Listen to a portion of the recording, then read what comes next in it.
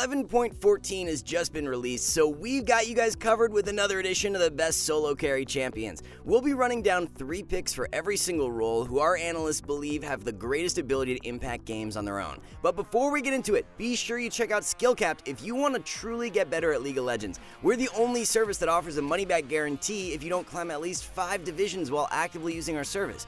We do this because our service really does work, and if it doesn't work for you, you shouldn't pay. Learn more at the end of the video or click the link in the description for a special discount. Alright, let's get started. Hookshotting her way into our top 3 for top lane is Camille, an absolute beast of a pick right now due in part to the Divine Sunderer buffs from a few patches back. The Ignite teleport strategy is just so great for solo queue as you can cheese out loads of early kills. By running Ignite, it really alleviates Camille's weaker stage of the game as she scales like a monster at her 2nd and 3rd item spikes.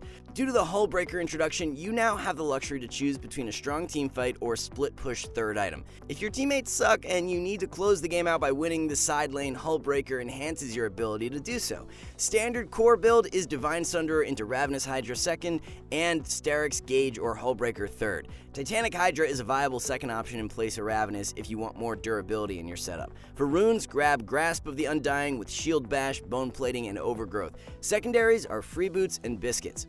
Despite the Stride Breaker changes, Set is still an extremely valuable top laner to have in your champion pool. It's now been over 5 patches since Set was originally buffed, which was the main trigger for his rise. Many players have started to transition over to Gore Drinker as a rush item and are seeing great results. Based on statistics, Gore Drinker is performing much better in low elo, while Stride Breaker is best for high elo. This makes a lot of sense as well, since low elo players tend to lack proper positional and kiting skills, so you can get away with not having the slow from Stride Breaker. Honestly, it really comes down to preference in our opinion though, as both items have their strengths. Sample full build consists of a Stride or Gore Drinker rush and a Sterix 2nd and Titanic Hydra 3rd. Blade of the Ruined King used to be quite the staple on Set a few patches back, but most players are favoring the more durable route now. Runes are Conqueror with Triumph, Alacrity, and Last Stand. Pick up Second Wind and Revitalize for secondaries.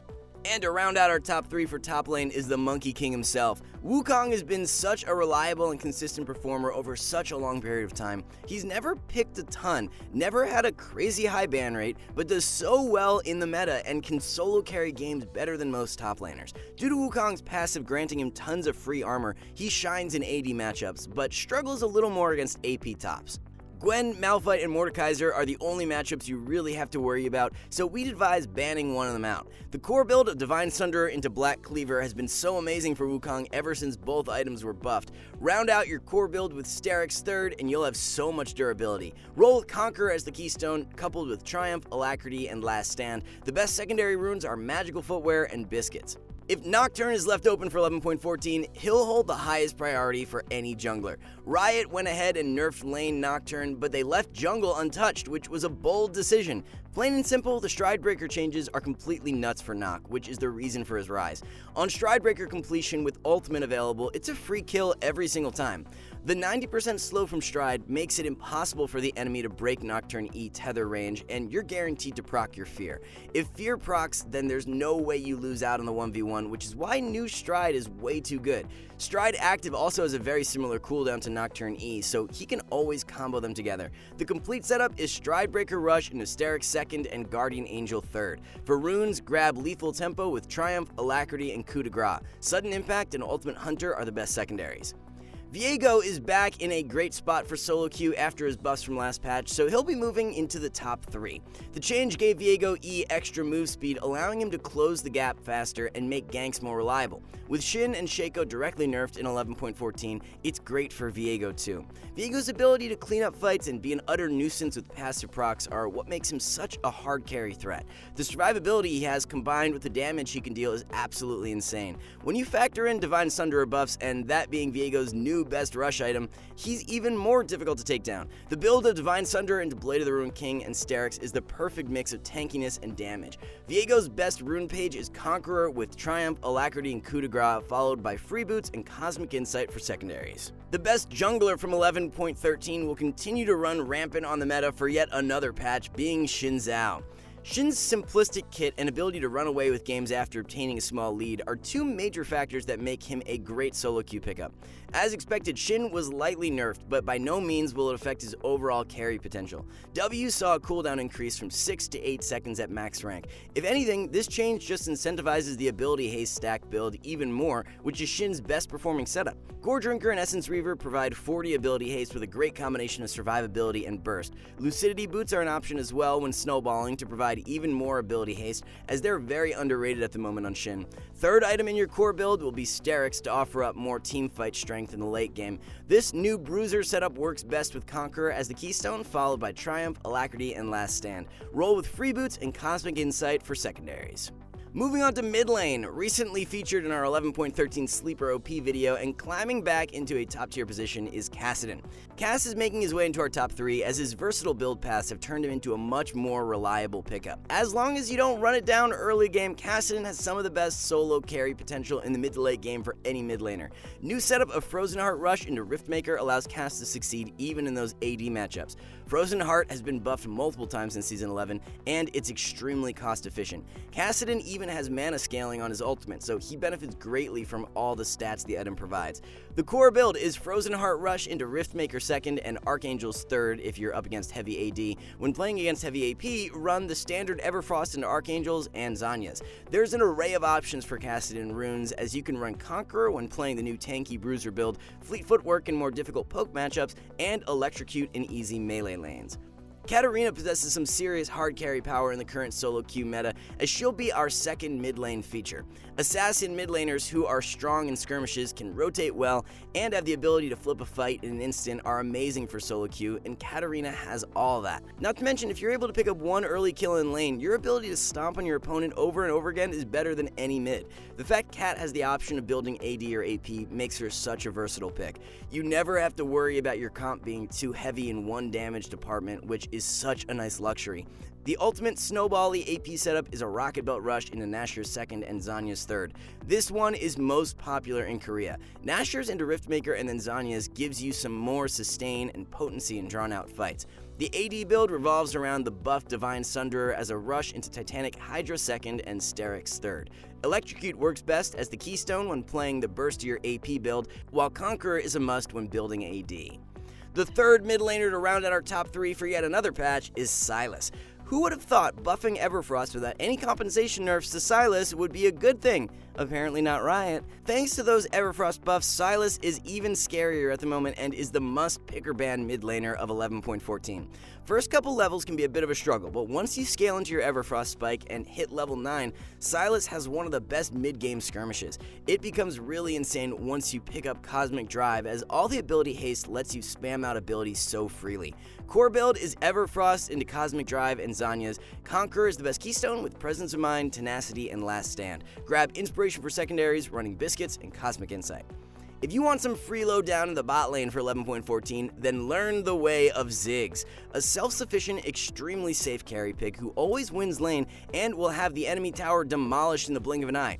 It becomes almost unfair if you pair Ziggs up with a Zyra, Blitz, Naut, Leona. Any support with poke or heavy lockdown will ensure coming out of lane with a massive advantage. A base mana nerf hits Ziggs this patch, but considering you run teleport and rush Lost Chapter, the change won't have much of an effect. The new Korean Ziggs build of Liandry's into Demonic Embrace is giving him even more strength.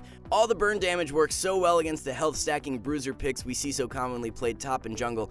If you're against a squishier enemy composition, then the build of Ludens into Archangels and Horizon Focus can work really well. Comet is Ziggs' best keystone with Mana Flow, Transcendence, and Scorch. Take Inspiration secondary with Free Boots and Biscuits. From the least picked worst ADC in Season 11 to suddenly the #1 marksman is Kog'Maw. All it took were a couple direct buffs and the findings of a new broken build to make it happen. Ever since the Wit's End buff, Kog has been an absolute beast as the item synergizes so well with him. Even more on hit damage is amazing, while the 50 magic resist turns the champ into a pseudo tank. Of course, Lulu, Karma, and Yuumi in meta helps tremendously, as they are 3 of the 4 most picked supports at the time of making this video. It's really just a dodge angle anytime Kog Lulu is locked right now, as the combination has legit 2v8 potential. There are a couple of variations you should be making to your Kog build depending on the situation. Stand standard setup is Wit's End into Hurricane and Randuin's Omen. In games where the enemy comp has very few AD threats, you can swap Randuin's out for Immortal Shield Bow. Rune Page is lethal tempo with Presence of Mind, Alacrity, and Coup de Grace. Run Taste of Blood and Ravenous Hunter for secondaries. The final bot lane pick we have to round out the top 3 is Vayne.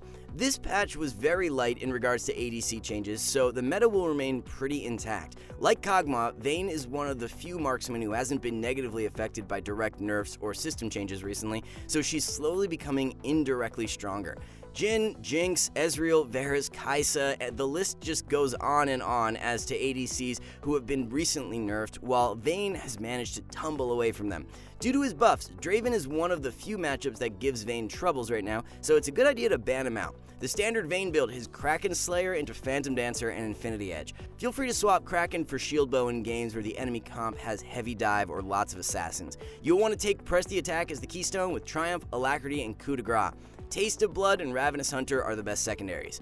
Much like AD carry, the support role stays very stable for 11.13, so you'll definitely want to continue spamming Leona to rack up the wins. There's an interesting new build going around Leona in the higher elos consisting of an Anathema's Chains Rush. The Anathema's passive grants you the ability to reduce the tenacity of an opponent of your choice by 20%. If you rush the item, then you can place the Anathema's active on the enemy AD carry and constantly look to pick them off. You also take 30% reduced damage from whoever you place the active on, which makes your 2v2 skirmish insanely broken. Leona wants to be diving in, playing aggressively all game long, and Anathema's is the perfect item to enable that. Second item will be Locket, followed by a Ward Stone third. Take Aftershock as the keystone with Font of Life, Bone Plating, and Unflinching. Secondaries are Hex Flash and Biscuits. The most OP support pick in 11.14 is once again Lulu. Not gonna lie, I'm getting a little tired of the champ being pick or ban right now, so let's pray riot issues and nerf soon. It's kinda nuts, cause Lulu was even indirectly buffed last patch with the Moonstone Renewer changes. Shurelia's nerfs accomplished very little as the item is still extremely broken on Lulu. You have so much utility as all the move speed and shielding is simple to use and extremely effective. With Nocturne making his way back into meta and other dive picks like Xin Zhao played a ton, Lulu is the perfect support to nullify those champs.